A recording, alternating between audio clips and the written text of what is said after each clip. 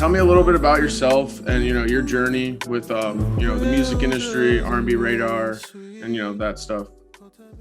Well, I'm originally from Toronto. I got into like the music industry like around when I was in college. I started working for a couple record labels and a couple local publications, and they were mostly all rap based. And the reason that was it was like that because like they were the only publications around. Like there wasn't any R&B publications, so I just went into rap, and I hated it. I won't fucking lie. Like I'm an R&B enthusiast at heart. So being in rap, especially at the era we were in, it wasn't like a lot of the rap I grew up in. It was a bunch of the newer rap that I wasn't a big fan of. So it was a lot of me just interviewing people I didn't want to interview or doing articles on people I didn't really want to do it on. Yeah. So I started talking to people who I was working with, and I was like, I want to start covering R&B. And I remember what one of the people said. He was like, R&B is dead. Then I was like, bet. And he was like, yeah, it's not valuable. We're not gonna get clicks, all this stuff. And I was like, all right. And in my head, I was like, I feel like that's wrong because I know a lot of people that like R&B, and I talk about R&B a lot, and I can see the community that's there. So I was like, I was about to turn like 25, and I was like, okay, I need to do my own platform. I need to do something that houses R&B and show not prove him wrong, but prove myself right that R&B is viable. It has clicks. People can. It's still something that people tune into and care about. And that's when I came up with R&B Radar. But at the time, we called it R&B Vice, and Yeah. it lasted like a week until like Vice hit me up, and they were like, "You can't be R&B Vice." And I was like, "Yeah, that's true. My bad." And then that's when I met my now wife, and we were just spitballing like, what should we call it and all this shit, and we came up with like so many different names. And she kept on saying it has to be an R and an R. I like alliteration, so it has to be an R and R. And I think we were like R&B Radar, and we were like, yeah, that's the one. And then that's when we got like, we're like, okay, let's go trademark it, let's go do all that, and so we don't get fucked again. Yeah. And we did that, and it started off as a playlist. So it was like just a Spotify playlist that I just threw on of just R&B that I was just looking onto and like what I wanted to do. And then I started seeing people every time I reached out to an artist, like, yeah, I have an R&B playlist I want to put you on. They were like, holy shit, I've been looking for R&B playlists to get on and all this shit. And I was like, okay, so people really want this shit, and they need it. So I was like, okay, I need to like expand. I need to do more. So I was like, how can I get R&B Radar bigger? And I started thinking about what I wanted R&B Radar to be. And essentially, anyone who has a platform is creating a community, and a community around their interests. So whatever you're interested in, your platform and your brand is usually something like that, and people draw into it, and you make a community around it. So I was like, I want to have that community of R&B people here. So how can I bring them in? So I started reaching out to more and more artists, getting more connections, networking with them, and started reaching out to more curators and more people who love R&B just as much as me. And just collaborated and built more things and put out content, and just kept on going until we kept on seeing followers and people come in and just mess with what we were doing. Yeah, your growth from 2020 was pretty crazy to watch. Especially, I guess I started following RnB Radar, I guess during quarantine of probably the beginning of quarantine when I Yeah. was really locking in on like music and stuff like that. Probably March, and I watched the whole thing. And that's what I was. My next question was kind of like, what was the turning point that made you realize like, damn, like RnB Radar is really something. Um, and I Well, it was actually like when the quarantine happened, like when COVID hit, everyone describes it like, oh, I hated this year, but this was like the best year of my life, simply because like everything became digital. So like everything just got pushed onto like where like to Instagram and Twitter and websites and all this shit, even more than it is already. So everyone started gravitating towards RnB Radar, and it wasn't until like when did I? It wasn't until people like artists that I really really love and respect that I never would think would ever talk to me or even know I existed were hitting me up asking me for help. When that happened, I was like, holy fucking shit. Like Awesome. I'm doing something and people care about it and they're buying in. And yeah, like that's the thing that I really pride myself on. Cause like it's cool labels and all that fucking shit. But when I get to see like artists and they fuck with what we're doing, they love our brand. That's what matters to me the most. So when I seen that happen, I was like, okay, we have something. Let me like go full force. And it really started blowing up or getting bigger during the quarantine, like from January till September around is when I see my most growth, and everyone was just hitting me up or finding out about RnB Radar every day and all that. Yeah, man, you're really putting R&B back on the radar. I would say honestly, like I mean, everything I see R&B wise is mostly coming from you out of all platforms I'm following, which is honestly so sweet. One question I do have, since you're a big R&B guy, if you could curate your own modern version of Destiny's Child, which three artists, Oh male or shit. female, would you pick? Oh, that's crazy. That's a great question. Um, if I could do that. Oh, okay. I'll probably make SZA one of them. Um, it has to be Destiny Child. Could it just be a group? It can be a group, yeah. It A could be a group, group. yeah, Okay. a group. So okay, I'll put SZA, and then I'll get No Name. Okay. She can be like our Lisa Left Eye, the one that raps and all that shit. And then who else would I want? Shit. Maybe who would I like to hear with SZA? You know what? Summer Walker. I'll make it Summer Walker, No Name, and SZA. I think that would be a nice group. That'd be fire. That'd be fire. Yeah, dude, that'd be tough. That'd be tough. Put me in my bag though, but that does be good. Yeah. One thing I want to ask, about your platform, the first thing I remember is, when I was on the live for Monday submissions, and you were just playing mad songs, and there were some really really good, talented artists in there, and then like when a good one would come on, you'd be slamming the meme, Yeah. you'd be slamming, and how do you find a happy medium between new release posts and meme slash fan engagement posts on RnB Radar? See, like that's the hardest part for me, because when it comes to, if I look at like the other genres like rap, if you look at all their platforms are doing amazing because they kill it at the meme game, but they also have a lot of content, and that's because like rappers drop content every fucking day. Like every day they have something new that they're doing. With R&B artists, there's more like you have to wait.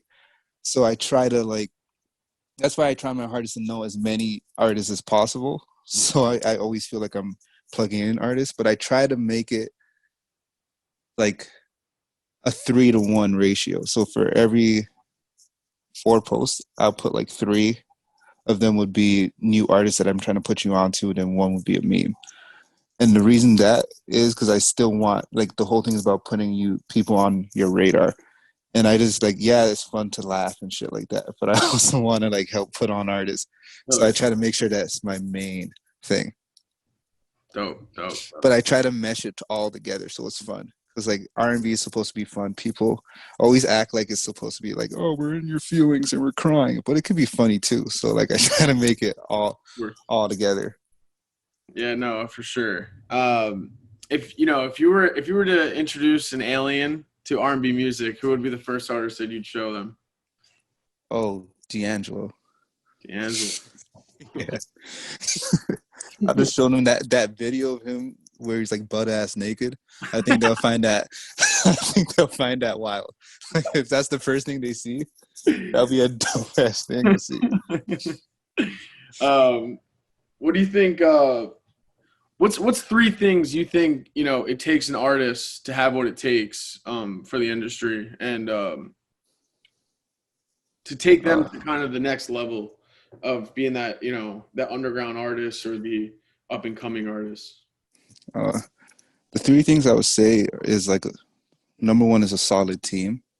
Like once I see an artist that has like a good manager and a group set of people around them that are helping them with like their pitching and getting them on the right distro deals and the right playlisting, then I'm like, okay, they have like the right engine behind them. Then it comes to like their branding is another thing because you can be the most talented person in the world, but if you don't have the brand, no one's gonna want to listen to you. Like they're not gonna click it. So it's like you have to have that brand down. And then the third thing is like the elevation of your music. So getting like once there's a point where like okay, you're cool, you're an up and coming artist, but now you have to like take it to the next level and like upscale. Like get production needs to be more full.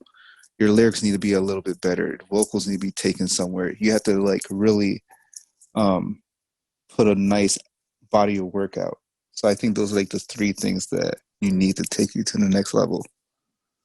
I like that. Yeah, those are three really important things. Especially, I think the team thing is huge. Yeah, I think a lot of people get stuck in having their boys or their girls around that are a lot of yes men's, and like if you have that, it's you gotta have people around you that are gonna tell you no here and there. And yeah, they want to be there for what's best for you and not for just say do it, but it's not actually good.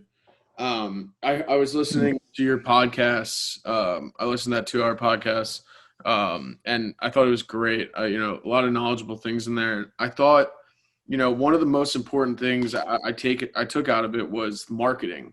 And I think it is probably, as a manager myself, which I'm still learning a ton about and, trying to make relationships and all of those things. I think marketing is one of the hardest things. And, yeah. um, why do you think it's one of the hardest things, and what do you think people can do to learn more about marketing and figure out? You guys market so well on RnB Radar, and it's like what do you have to do to take it to the next level and figure out how to market?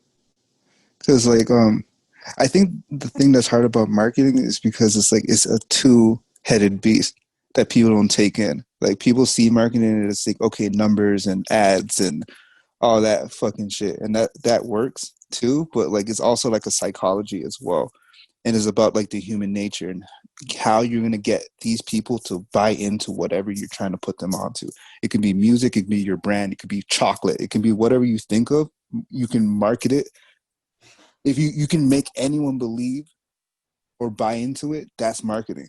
So it's like when it comes to like R&B Radar and how we market, I always have to think of it like that. So it's like, yeah, I'm going to put money into ads and all that and make sure people can see it. But I'm going to make sure when they see it, there's something in there that pulls them in. So like one thing that I used to do is like I used to like on Twitter that used to always go viral would be like I'd be like, what do you guys know about? And then I just put the artist name. I realized that once you do that to anyone, they're just gonna be like, yeah, I know that person. They don't know who the fuck that person is. They just see the person's name, and I said, what do you know about that person? And because I didn't say anything other than that, they're gonna be like, I have to know something about this person. This person is someone that some people have to know about, and then more people like it, and then someone else sees it's like, okay, a lot of people are liking it, so I have to know who this person is, and again and again. So they just kept on doing that. So I used to just plug in new artists that people will never know who they are. But the second they click it, they'd be like, oh, I don't know who this person is, but now I want to know who this person is. So it's like, that's how I kept on marketing. Or something I'll do is be like, I see a bunch of people like Brent Fayez. I see an artist that's in a similar vein, and I'd be like, if you're a fan of Brent Fayez, then I name like two other artists who are in like the same type of realm as Brent Fayez. You'll be a fan of this artist. And I they make sure, know who that is, like 100%. yeah, people see the name.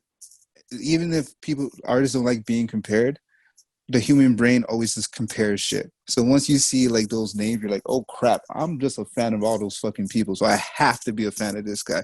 Most times, like sometimes they don't even sound like the artist I'm fucking saying.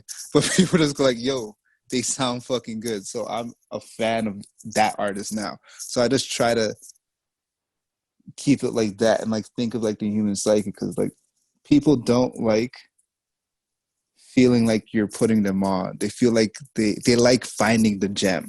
So if you make it look like they're finding a gem, then that's all you have to do with marketing. Like you make them feel like they found it, then you did it. They don't even need to know that you're the reason that. All they have to know is that they found that person, and then you can move on. Like that's what I always try to do with every artist. Like just make it look like they just found them, so they can go to their friends and be like, I found Dylan St. Clair. Like, and act like they didn't get it from RnB Radar. I don't even care if they say RnB Radar. As long as they're putting that artist on, that's all that matters to me. Yeah, that's huge that you just said that part at the end. Because that's I guess that's the same with me. It's like, dude, I found that artist, but realistically, I probably found that artist from a page, and they found that artist. But as long as that's a great way to put on an artist, like literally, that's like crazy. That's crazy marketing. Honestly, it's like I found that artist, and he's dope as hell, and I'm gonna keep listening to him. But realistically, I found him through a different page. But, and that page usually found the artist from another page, who found it from another page, who found it. So it's like it's just a it's just a snowball effect. It's crazy. That's wild. Yeah. Well, talking about artists, I mean, shit. You know, which slept on artist for you think has the brightest future and can move the genre forward in the R&B world? I mean, you could throw out a couple. You could throw out a couple. Yeah, there's a lot. You want to put on, like you said, you want to put people on. Like, here's the time. Like, good. Throw some names in. I'd love to hear them. Right now, artists that I really think that are going to push it forward, I'm going to give like two categories, because I feel like there's people on the label front that I feel like once they get more money behind them, they get pushed more, they're going to really blow up. And there's people who are like the indie circuit that I feel like are going to really change the game once they get more people behind them. So like the independent people, or the people who are like more low key, there's an artist named Tempest that I really, really fuck with. She has a song called Not the Same. And the first line in it is you niggas all cap, no gown. That's the hardest line I ever heard in a fucking R&B song. I don't give a fuck what anyone says. You say that in the beginning of an R&B song? Come on. The second I heard that, I was like, she is the one. And she just dropped another song. I'm forgetting the name right now, but it's on our playlist. She's really dope. Other artists like her, Savannah Ray out of Toronto, she's amazing. She's someone that I honestly think is going to be one of the biggest R&B artists in the world in a few years. Wow. Another person would be Dylan St. Clair, who I honestly, again, in like 3-4 years, he's going to be one of the biggest artists in the world, period. Out of Toronto, too. Like out of our Canada, other than Drake, he's going to be like up there. And he just dropped his EP Proverbs. Amazing EP. Like I've never seen, and he's only 19. I've never seen someone drop a tape like this at 19 ever. Like the way he did that. Last person I've seen that is like Usher, like dead ass. So like he's amazing. And other people, this person, DeQuasia is another one that I really think she's gonna really, really do well. I just need her to drop more music. The more music she drops, I know the bigger she's gonna get. Yeah, no, 100%. Yeah, and I love DeQuasia. I was talking to her yesterday. She's killing it, and I'm really excited for her. Her project coming out January 11th, I think it is. Yeah, I'm excited for that. And she's just so nice. She's just so nice, and her music is so good. So it's just so nice seeing like her career blossom and more people get into what she's doing. Yeah, I'm very interested in Dylan St. Clair. I'm definitely gonna check him out. Oh, I definitely. need to hop on that wave. Check out his song "Home" Home. or "Getaway." Those two songs. If you listen to those two songs and you come back to me, you're not a fan. I don't know what to tell you. Like, like Uh, that's those two songs. My God. Like he's background about him. He actually is his dad and Daniel Caesar's dad grew up together. I'm pretty sure, or they're friends. He's managed by Jordan Manswell, who's mentored by Division. wow. Um, some of his producers are Yogi, who produced for Kalani. Zach, who's actually Daniel Caesar's little brother, produces for him as well. Like he has like his team, his camp, the type of music he puts together. He's Just different. unbelievable. Yeah, he's different. I'm definitely checking him out. I'm probably gonna listen to him in bed tonight. So, but um, lastly, a couple more questions. I just want to know from RnB Radar standpoint. What is your end goal for RnB Radar? Is it? Do you want to? Oh, that was the other thing. I listened to the podcast. You Yeah, want your artist to be completely independent, which I yeah, absolutely love. Because I believe if you build from the ground up by yourself, I believe you deserve everything. Whoever's behind you, your team, like you said, and what is their end goal for RnB Radar? If it's not a label route, what exactly is it? Is it mostly management, building relationships, putting people on? What do you think? I want to be. This sounds like actually now. I want to be the biggest R&B hub in the world. Period. That's it. Like whatever it comes to R&B, I want R&B Radar to be the leading brand in that realm. Whether it be management, whether it be if we start doing our own shows, award shows, whatever R&B Radar or I mean R&B is doing, I want R&B Radar to be the front of that. Like that's my end goal. Like I just want to be the biggest brand of R&B. Love it. Period. Fuck yeah. Go get it. That's another thing. I was listening. You were pretty much saying how straightforward you are, and Oh yeah, I'm a I feel very like I feel like straightforward. you're gonna go and get it. Like you want to be the best. Like you're gonna go get that shit. Like there's no one Yeah, stopping you. There's no point. yeah. It's the reason I preach or I don't want to like sign any artist or do anything like that. I want everyone to be independent because um one talk I had with my dad. My dad's also like a business guy. He's an entrepreneur. And he always used to like just involve our family in everything. Like no matter what, like I'll be like the VP of something at like 6 for no fucking reason, just because my dad just wants me to be there. And I was like, one day I was like, why? And he's like, I want to create generational wealth. And the way to create generational wealth is to build with the ground up with the people around you. So like everyone keeps on going like, how can I do that? How can I be this?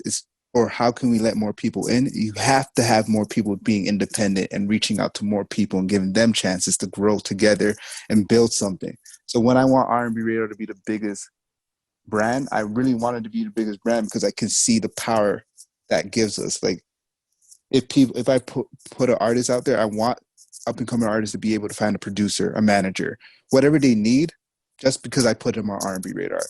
That's what I want to create. So when I pass away, when I move on, it can still keep on going and it can still help generations after me. Because that's the whole reason. Like we're doing this to pass on our culture. We're doing this to pass on our music and what we live, what we did during our lifetime, our experiences and all that stuff. So when I see R&B Radar, I wanted to keep on passing down that R&B culture from generation to generation. And the only way I can do that is by being the biggest fucking R&B brand in the world. Like that's it. I love it. Damn, that was awesome. Thanks. No problem. Um, what do you guys have in store for 2021? Anything Uh anything big yeah. coming out that you can talk about? If not, it's all good. I just kind of wrapping things up. I just want to if there's anything you guys got to you want your fans to see or people that you want to help out. You're more than welcome to promote whatever you got. Yeah, we got A few things. We have our website finally launching in like a week. It'll be like January 8th, I believe. We're finally launching a website. We're gonna have interviews with R&B artists. We're gonna have an R&B Radar podcast as well, where we interview really dope artists. Like we have a bunch of dope artists lined up that I can't wait to announce because they're nice ass artists that I can't wait to put people onto, or people already know them and they're just gonna see them in a different light. Um, what else are we doing? Oh, I think that's all I can say for now. But the website's the big thing. We have a lot more content coming out with a bunch of more artists, so I'm excited for that. Awesome. No, that's awesome. I'm excited for it. I saw that you guys were getting your website ready, and Mm-hmm. it's cool that you're filling me in on little things that you guys are interviewing. That's awesome. I'd love to hear that.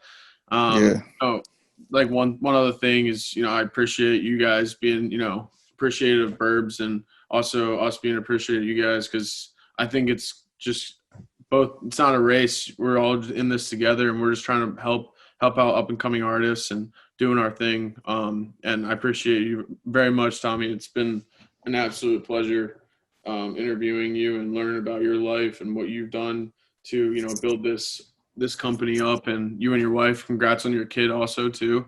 That Thank you. was awesome. But I just wanted to say congratulations and keep doing your thing, man. I don't think anything's stopping you. Man, I appreciate that. And like this is what we gotta do. Like I hate when platforms try to compete with each other. Like we're not competing, like we're trying to at the end of the day we're all trying to do the same thing. Exactly. So it's like I appreciate like platforms like yours coming to me and us coming to you, because like that's how we build. I found dope people from your platform already, and you put on people that I put on as well. So I just love that, and I love that we're already creating our own little thing and our own little, and I want that to continue and like build. Hell yeah, a little RnB Radar X Burbs. I love it. Oh, collabs on the way.